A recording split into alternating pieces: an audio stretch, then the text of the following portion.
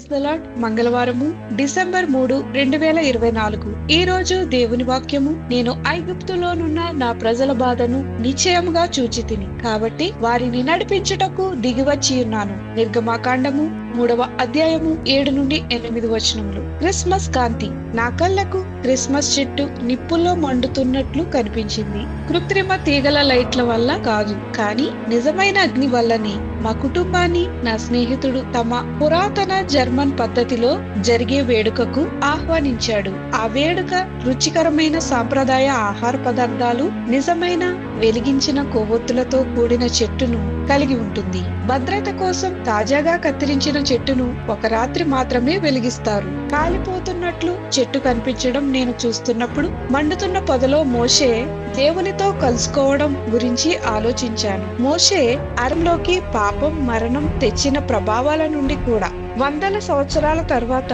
దేవుడు వెలుగును ఆయన కుమారుడైన యేసు వలె పంపడం ద్వారా ప్రతిస్పందించాడు. లోకము తన కుమారుని ద్వారా రక్షణ పొందుటకే గాని లోకమునకు తీర్పు తీర్చుటకు దేవుడాయనను లోకములోనికి పంపలేదు. యేసు ద్వారా దేవుడు మిమ్మల్ని రక్షించే ఏర్పాటును మీరు ఎలా వేడుకగా జరుపుకోగలరు?